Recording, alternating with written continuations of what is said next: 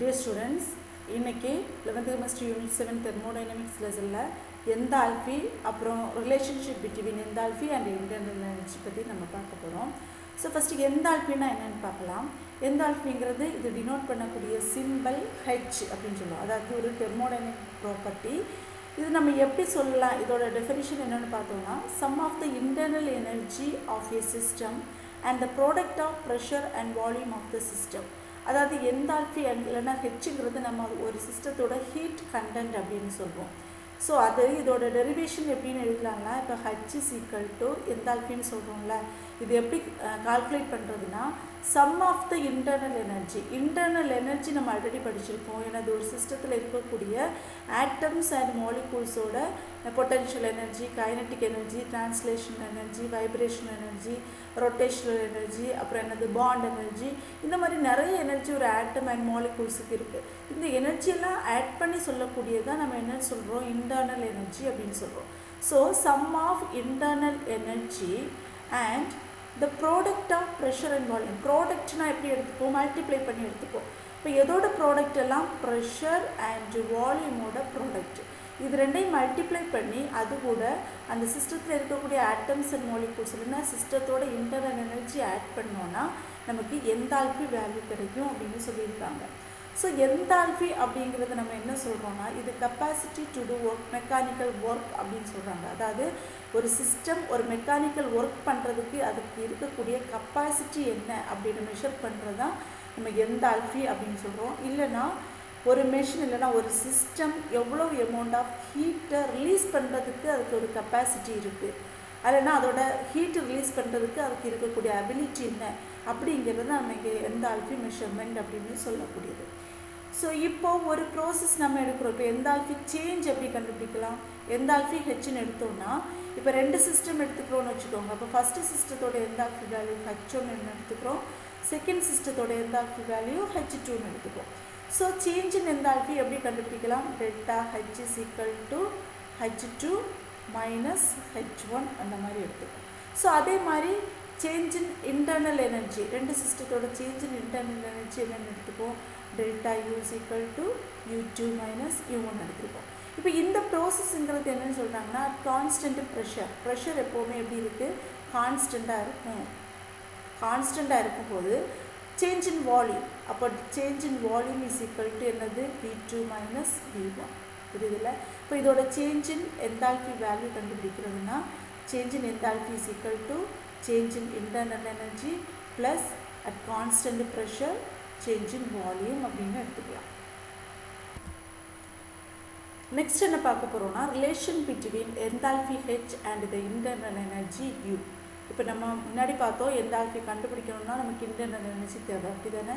So next இந்த H எந்தால்பிக்கு internal எனர்ஜிக்கு இருக்கக்கூடிய relationship என்ன அப்படிங்கிறத பற்றி தான் பார்க்க போகிறோம். ஸோ ஆல்ரெடி நம்ம சொல்லியிருக்கிற மாதிரி எந்தால்பி அப்படிங்கிறது நம்ம எப்படி கண்டுபிடிக்கலாம், internal energy and sum of the internal energy and the product of pressure and volume. இதான் நம்ம எந்தால்பி கண்டுபிடிக்கிறதுக்குள்ள ஒரு ஃபார்முலா மாதிரி. ஸோ ஃபஸ்ட் இந்த இனிஷியல் ஸ்டேட்டு, அதாவது ஒரு சிஸ்டம் நம்ம எடுக்கிறோன்னா அதோட இனிஷியல் ஸ்டேட் அந்த ஃபைனல் ஸ்டேட்டு அப்படின்னு கன்சிடர் பண்ணலாம். ஸோ இனிஷியல் ஸ்டேட்டோட எந்தால்பி சேஞ்ச் இல்லைன்னா எந்தால்பி வேல்யூ எப்படி எழுதுறது, இனிஷியல் ஸ்டேட் இதோட எந்தால்பி வேல்யூ எப்படி எழுதிக்கலாம், H1 ஃபஸ்ட்டு சிஸ்டத்தோட எந்தால்பி அப்படின்னா நம்ம என்ன எடுப்போம், H1 சீக்வல் டு சிஸ்டம் ஒன்னோட இன்டர்னல் எனர்ஜி U1 ப்ளஸ் இங்கே நம்ம ஆல்ரெடி சொல்லிட்டோம் இந்த இதில் ப்ரெஷர் எப்படி இருக்கும், கான்ஸ்டண்ட்டாக இருக்கும் அப்படின்னு. So at constant pressure volume V1 எடுத்துக்கிறோம். ஸோ இது இக்குவேஷன் நம்பர் 1 நோட் பண்ணிக்கோங்க. நெக்ஸ்ட்டு இந்த செகண்ட் ஸ்டேட், இந்த செகண்ட் ஸ்டேட் இல்லைன்னா என்ன சொல்லலாம், இந்த ஃபைனல் ஸ்டேட்னு கூட சொல்லலாம். இந்த final state. What about the enthalpy, H2 எடுத்துப்போம், அப்படிதானே? ஃபைனல் ஸ்டேட்டோட எந்தால்பி H2 எடுத்துக்கிட்டோம்னா ஃபைனல் ஸ்டேட்டோட இன்டர்னல் எனர்ஜி U2 எடுத்துப்போம், ப்ரெஷர் கான்ஸ்டன்ட் இங்கேயும் வால்யூம் V2 எடுத்துக்கிறோம். ஸோ இது என்னென்னு எடுத்துக்கலாம், equation number 2. Now equation number 2 minus equation number 1. equation number 2 இருந்து equation number 1 மைனஸ் பண்ணுறோம். So first left hand side minus பண்ணலாம். என்ன கிடைக்கும்? H2 minus H1 is equal to இங்கே என்ன இருக்குது? U2 minus U1. So U2 minus U1 next plus pressure ரெண்டுலேயுமே சேமாக இருக்குது. அப்படி தானே? இங்கேயும் பின்னு இருக்குது, இங்கேயும் பின்னு இருக்குது. ஸோ ஒரு ப்ரெஷர் இல்லைன்னா பியை நம்ம காமனாக எடுத்துக்கலாம். ப்ரெஷரை காமனாக எடுத்துக்கிட்டோன்னா அடுத்து என்ன கிடைக்கும்? V2 minus V1. ஓகேவா? இப்போ நெக்ஸ்ட்டு H2 minus H1னா நம்ம என்னென்னு எடுத்துப்போம்? Delta H. So delta H அதாவது எந்தால்ஃபி சேஞ்ச் கண்டுபிடிக்கணும்னா ஃபைனல் சிஸ்டத்துலேருந்து இனிஷியல் சிஸ்டத்தோட எந்தால்ஃபியை மைனஸ் பண்ணோன்னா நமக்கு என்ன கிடைக்கும்? எந்தால்ஃபி சேஞ்ச் கிடைக்கும். அதே மாதிரி internal energy change in internal energy delta U is equal to என்னென்னு எடுத்துக்கலாம்? U2 minus U1 plus P into V2 minus V1 அதே மாதிரி என்னென்னு எடுத்துக்கலாம்? P delta V. ஓகேவா? இது இக்குவேஷன் நம்பர் 3ன்னு வச்சுக்கிறோம்.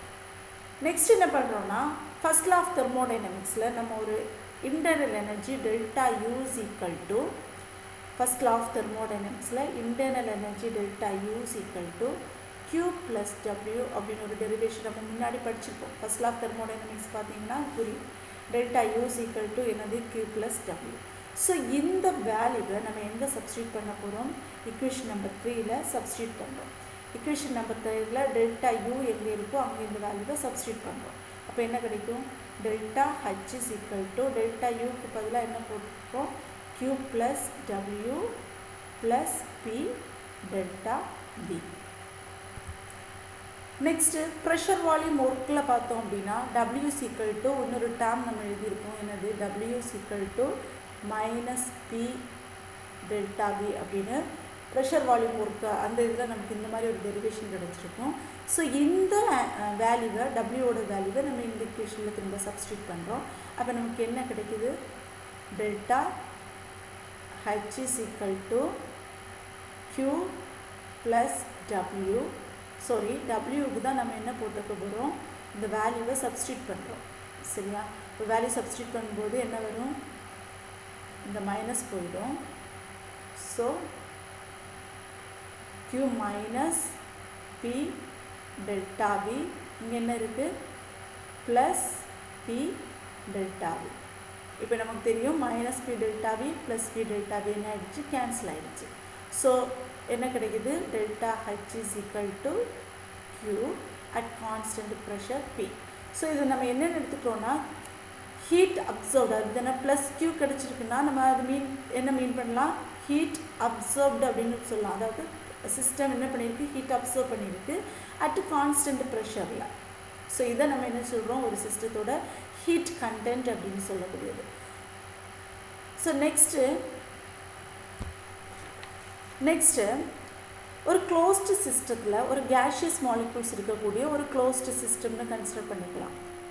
அது ஒரு க்ளோஸ்டு சிஸ்டம் எடுக்கிறோம். இந்த க்ளோஸ்டு சிஸ்டத்தில் ஒரு கேஷியஸ் மாலிகுல்ஸ் ப்ரெசன்ஸாக இருக்குது. ஸோ இந்த கேஷியஸ் மாலிகுல்ஸ் ப்ரெசன்ஸாக இருக்கும்போது இது என்ன கெமிக்கலி இது தானாகவே என்ன ஆகுது? ரியாக்ட் பண்ணுது. ஸோ ரியாக்ட் பண்ணி ஒரு கேஷியஸ் ப்ராடக்டை தான் இது ஃபார்ம் பண்ணும். அப்போ இதோட டெம்பரேச்சர் அண்டு ப்ரெஷர் எப்படி இருக்குன்னா கான்ஸ்டண்ட்டாக இருக்குது. இது க்ளோஸ்டு சிஸ்டம்.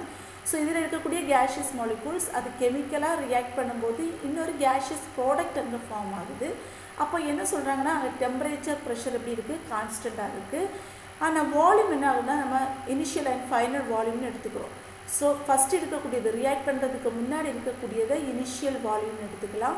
ரியாக்ட் பண்ணதுக்கு அப்புறம் ப்ராடக்டோட வால்யூம் நம்ம என்னென்னு எடுத்துக்கிறோம்? ஃபைனல் வால்யூம் அப்படின்னு எடுத்துக்கிறோம். சரியா? இதே மாதிரி number of moles initial number of moles என்னன்னு எடுத்துக்கலாம், ஃபைனல் நம்பர் ஆஃப் மோல்ஸ் என்னன்னு எடுத்துக்கிறோம். சரியா? இப்போது நம்ம என்ன பண்ணுறோன்னா ஐடியல் கேஸ் ஈக்குவேஷன் எழுதுகிறோம். ஸோ ஐடியல் கேஸ் ஈக்குவேஷன் உங்களுக்கு தெரிஞ்சிருக்கும்னு நினைக்கிறேன். என்னது ideal case equation? PV is equal to nRT. புரியுதுல்ல? இப்போ நம்ம என்ன சொல்லியிருக்கோம்? ஒரு க்ளோஸ்டு சிஸ்டம் கேஷியஸ் மாலிகுல்ஸ் எடுத்திருக்கோம். அதோட ப்ரெஷர் அண்ட் டெம்பரேச்சர் டிஃப்ரெண்ட் ஆகுது. வால்யூம் ரெண்டு சிஸ்டத்துக்கு சேஞ்ச் ஆகுது. அப்போ initial volume VI, final volume VF. அதே மாதிரி நம்பர் ஆஃப் மோல்ஸ் என்ன ஆகும்? சேஞ்ச் ஆகும். இனிஷியலில் இருக்கக்கூடிய ரியாக்டன் பண்ணுறதுக்கு முன்னாடி இருக்கக்கூடிய நம்பர் ஆஃப் மோல்ஸ் என்னன்னு எடுத்துக்கலாம். ஃபைனல் ப்ராடக்டில் இருக்கக்கூடிய நம்பர் ஆஃப் மோல்ஸு NFன்னு எடுத்துக்கலாம். ஸோ இது நம்ம என்ன பண்ணிக்கலாம்னா இந்த ஈக்குவேஷனில் நம்ம அதை சப்ஸ்டியூட் பண்ணிக்கலாம். இப்போ சப்ஸ்டியூட் பண்ணும்போது நமக்கு என்ன கிடைக்கும், ப்ரெஷர் கான்ஸ்டன்ட்னு சொல்லியிருக்கோம். So P constant. So for first initial ஸ்டேட்டுக்கு எடுக்கும்போது என்ன வரும், PBI is equal to number of moles for initial state Ni. இது ரேட் கான்ஸ்டன்ட், எப்போவுமே அது ஒரு கான்ஸ்டன்ட் டேர்ம் தான், யூனிவர்சல் கான்ஸ்டன்ட் சொல்லுவோம். நெக்ஸ்ட் என்ன சொல்லியிருக்கோம், ப்ரெஷர் அண்ட் டெம்பரேச்சர் கான்ஸ்டன்ட் அப்படின்னு சொல்லியிருக்கோம். ஸோ இது நம்ம என்னென்னு எடுத்துக்கிறோம், இங்கே என்ன லாஸ்ட்டு 3 இருக்குல்ல, ஸோ இதை 4ன்னு வச்சுக்கலாம், இக்குவேஷன் நம்பர் 4. ஸோ இது இனிஷியல் சிஸ்டத்தோட PV வேல்யூ. நெக்ஸ்ட் என்னது, ஃபைனல் சிஸ்டம். இப்போ ஃபைனல் சிஸ்டம் வரும்போது எப்படி வரும், P volume of final system is equal to number of moles of final system into RT. So இது equation number 5. Next என்ன பண்ணுறோம்னா equation number 5 minus equation number 4 எடுத்துக்கலாம். அப்போ என்ன கிடைக்கும், first left hand side minus பண்ணுறோம், இங்கே ப்ரெஷர் இருக்குது, இங்கேயும் ப்ரெஷர் இருக்குது. ஸோ காமனாக ஒரு P போட்டுக்கலாம்ல. நெக்ஸ்ட் என்ன கிடைக்கும், 5 minus 4. So VF minus VI is equal to அதே மாதிரி NF minus NI எடுத்துக்கலாம், NF minus NI. இப்போ ரெண்டுலேயுமே RT இருக்குல்ல, ஸோ RTயை நம்ம காமனாக எடுத்துக்கிறோம். ரெண்டுமே RT இருக்கிறதுனால ஒரு RT காமனாக எடுத்துக்கிறோம். இப்போ பாருங்கள், ப்ரெஷர் P, VF minus VIங்கிறது என்னது, delta V, change in volume கண்டுபிடிக்கணுன்னா தான் நம்ம என்ன எடுத்துருப்போம், final volume minus initial volume. அப்போ இது என்னென்னு எடுத்துக்கலாம், டெல்டா வின்னு எடுத்துக்கலாம். அப்போ P delta V is equal to அதே மாதிரி NF minus NIங்கிறது டெல்டா N. இது கேஷியஸ் மாலிகுல்ங்கிறதுனால நம்ம அதை ப்ராக்கெட்டுக்குள்ளாடி அது கேஸ் அப்படிங்கிறதுக்காக Gன்னு போட்டுக்கிறோம். நெக்ஸ்ட் என்னது, RT. So P delta V அப்படிங்கிற ஒரு வேல்யூ நமக்கு இப்போ கிடைச்சிருக்கு, புரியுதா. P delta V is equal to delta NG RT. இப்போ என்ன பண்ணலாம்னா இந்த 6th இக்குவேஷனில் இக்குவேஷன் நம்பர் 3ல் நம்ம சப்ஸ்டியூட் பண்ண போகிறோம். ஸோ இக்குவேஷன் நம்பர் 3 நமக்கு என்ன கிடச்சிருக்கு, இங்கே இருக்குது பாருங்கள், delta H is equal to delta U plus P delta V. இந்த P டெல்டா V தான் நம்ம ஐடியல் கேஸ் இக்குவேஷன் யூஸ் பண்ணி நம்ம இந்த வேல்யூ கண்டுபிடிச்சிருக்கோம். ஸோ இந்த இக்குவேஷனில் நம்ம இந்த P டெல்டா Vயோட வேல்யூவை சப்ஸ்டியூட் பண்ணுறோம். ஸோ தேர்ட் இக்குவேஷன் என்னென்னு ஃபஸ்ட்டு எழுதிக்கலாம், delta H is equal to delta U plus P delta V.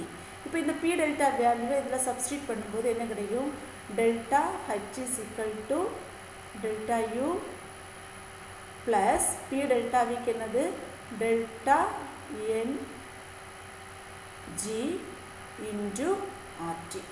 So இதுதான் நம்ம என்ன சொல்கிறோம்னா relationship between enthalpy delta H and internal energy U. புரியுதா, ஹெச்சுக்கும் யூக்கு இருக்கக்கூடிய அந்த ரிலேஷன்ஷிப் தான் நம்ம கொண்டு வந்திருக்கோம், delta H is equal to delta U plus delta NG RT. So ரொம்ப சிம்பிளான ஒரு டெரிவேஷன் தான். ஃபஸ்ட் என்ன பண்ணுறோன்னா அந்த என்தால்பி வேல்யூ என்னென்னு எடுத்துக்கிறோம், அதை 2 சிஸ்டத்துக்கு எடுத்து அதை சப்ஸ்ட்ராக்ட் பண்ணி ஒரு வேல்யூ கொண்டு வரோம். அதுக்கப்புறம் என்ன கொண்டு வந்திருக்கோம்னா ஐடியல் கேஸ் இக்குவேஷன் எடுத்திருக்கோம். ஐடியல் கேஸ் இக்குவேஷன்லேருந்து இனிஷியல் அண்ட் ஃபைனல் ஸ்டேட்டுக்குள்ளே PV வேல்யூ கண்டுபிடிச்சி அது ரெண்டையும் சப்ஸ்ட்ராக்ட் பண்ணும்போது நமக்கு P டெல்டா V கிடைக்குது. அதை ஃபஸ்ட்டு இக்குவேஷனில் டெல்டா ஹெச்சோட சேஞ்ச் இன் என்தால்பி வேல்யூவில் சப்ஸ்டியூட் பண்ணோன்னா நமக்கு relationship between enthalpy and internal எனர்ஜியோட வேல்யூ கிடைக்கும். இது எல்லாருக்கும் புரிஞ்சிருக்குன்னு நினைக்கிறேன். Thank you students.